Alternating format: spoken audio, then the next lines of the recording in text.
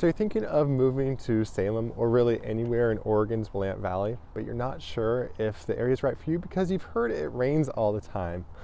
Well, in this video, we're going to talk about the weather and whether or not it's right for you. Because, well, honestly, sometimes it does rain a lot. I mean, it's not raining now, but it does rain quite a bit. So let's talk about it.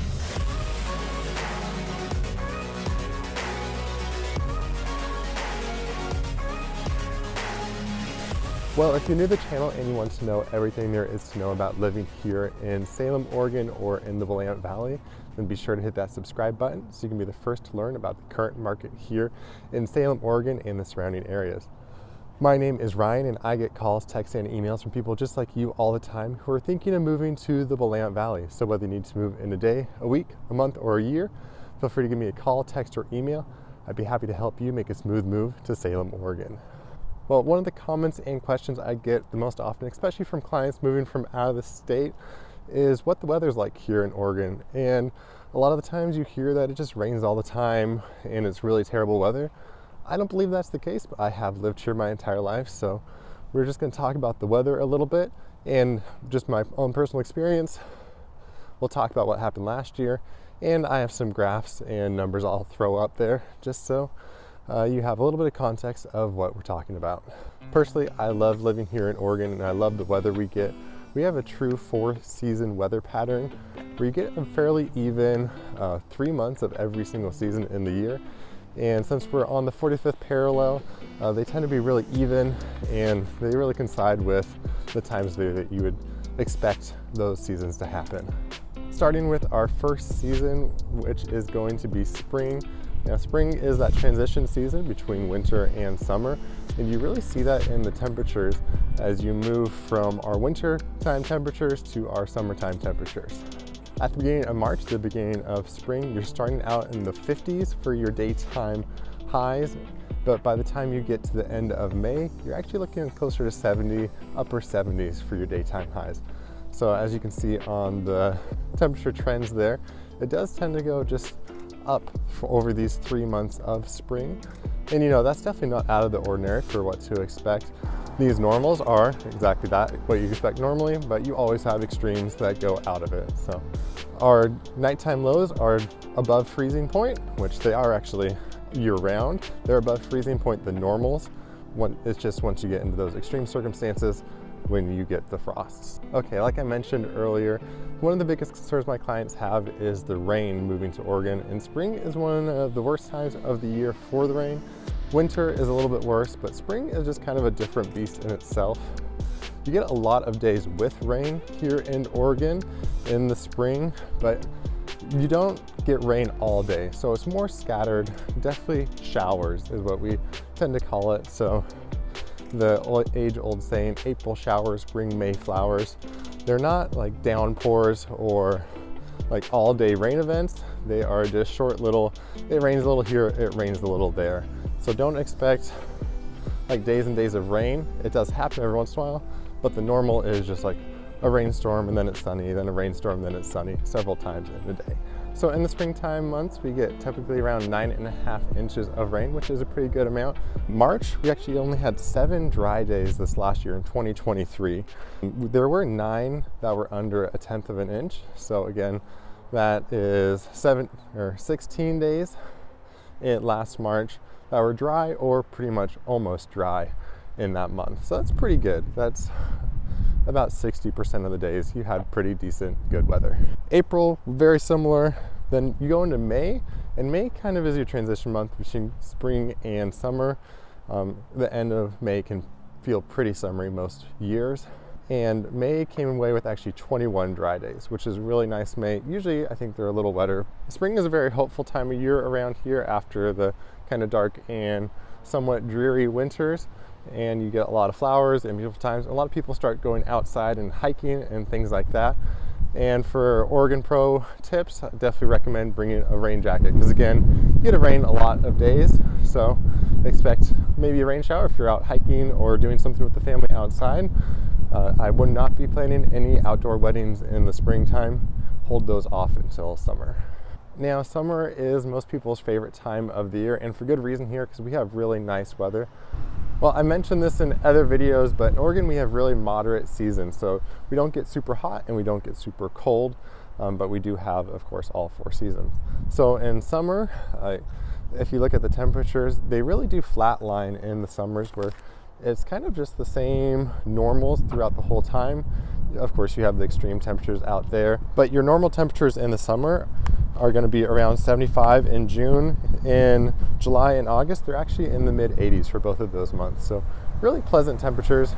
We do get in the 90s quite frequently. Again, most of the time you're in the 80s. And then every once in a while we're above 100, but that's fairly minimal, usually less than 5 to 10 days a year. And summer, of course, is our driest season of the year. So typically you can go through summer without seeing any rain at all, especially in July and August. It's not uncommon to get 0 rain in either of those months.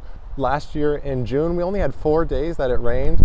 July had no rain, and then it rained a little bit at the end of August. So it was pretty much 2.5 months of no rain throughout the entire summer, which led to a really pleasant summer. Again, this changes every year, so rainstorms do come around every once in a while, but it's not that uncommon to go a month or 2 without seeing any rain in the summer months. My personal favorite season is fall, and like spring, it's that transition month between summer and winter, but going the opposite way. So when you're looking at those trends, it really is just a steady decline to the temperatures of winter from the temperatures of summer. So when you hit early fall in September, you're looking closer to 77-degree averages. And then when you get to November, you're looking closer to a daily average of 53 degrees. And then your nighttime lows are also getting lower. Again, still sticking above freezing most of the time, unless you get a cold front coming in, and then you're going to get frost on your windshields. Fall is our second rainiest season of the year, and it's a lot different than spring. Remember, spring had those dispersed showers kind of just randomly throughout the day, versus fall, you see a lot of dry stretches and just big dumps. So there are just big, they call them atmospheric rivers, where there's just a lot of water coming down at once. It's not that uncommon to see a ½ inch or more come down in a day in one of these big storms. Of course, there are the occasional small storms every once in a while where you just get a little rain and then it's dry for the rest of the day, but sometimes it can just rain for 2 or 3 days straight and just have all this offshore flow coming on all at the same time, and you just get soaked and kind of wet and miserable for a few days there. But for the most part, fall is actually fairly dry, especially that first month in September. This last year, we actually had 18 days straight with no rain. Now the other, 12 or 13 days in September, those were all rain and just huge storms coming through. But for 18 days straight, there was really nice weather in September, or really nice dry weather in September. And last year, October was a similar situation. We actually had 19 days that were dry. And there was a 7-day stretch in there. I think that was the longest, and the rest of them were like 5 or 4-day stretches that were dry, and then some storms kind of mixing up. So you didn't have the 2 weeks straight, but you had definitely days where you could plan things out and go outside and enjoy nature still. That's actually my favorite time to go out on hikes, because the leaves are changing color in all the trees, and it's just a beautiful time of year to go out and explore Oregon. You see all those vibrant reds and yellows that are out in the trees as they're dropping their leaves. November definitely gets to that point where it starts to feel like winter.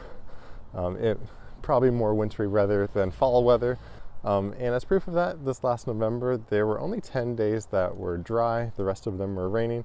1 week solid was dry, and then there's a few dry days in there. There are quite a few days that didn't get a ton of rain, but had something happen in them. Now, our last season, of course, is winter, and winter really gets a bad rap as being just dark, gloomy, and rainy the entire time. And guess what? I'm actually filming this video right now in winter, and it is a beautiful sunny day. It's not warm out here. That's why I'm wearing a sweater. It's in the 50s, I think low 50s today.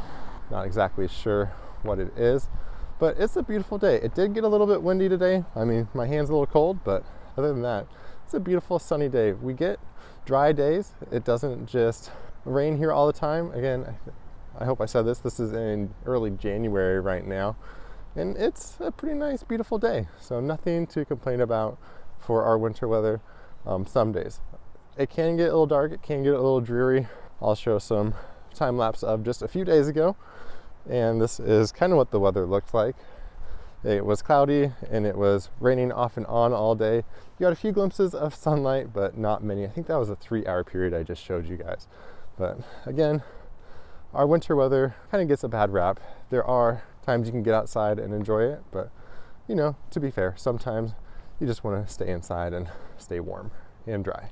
But again, winter is our wettest season of the year, typically average about 14.5 inches of rain. And kind of like summer, the 3 months of winter, December, January, and February, have fairly consistent daily temperatures. And so you're usually looking in the 40s, high 40s to low 50s, and this is your daytime high. And then your nighttime lows are closer to the 40s, sometimes in the 30s. Winter definitely gets a lot less dry days than the rest of the year. Coincidentally, we actually hit 10 dry days in each month of winter last year. So overall, winter is pretty rainy. You get a lot of wet days, a lot of overcast, cloudy days. There's some fog that happens in the area, especially in the Salem area and areas that are around right at the base of the foothills, like Silverton maybe, and areas that are right on the Willamette River. They tend to get a little bit more fog than other areas in town. Personally, I really love the winter weather here in Oregon just because I like getting all the seasons of the year and it gives a lot of variety to the year. One other perk of Oregon's Willamette Valley is that we don't have extreme weather very often. We do get some thunderstorms, especially up in the Cascade Mountains, but they don't happen very often down here in the valley, and really hurricanes aren't a thing in this part of the world. And tornadoes aren't really a thing in this part of the world. Well, there you go. That is my summary of Oregon's climate. I hope it helped you guys out in deciding whether or not Oregon is right for you.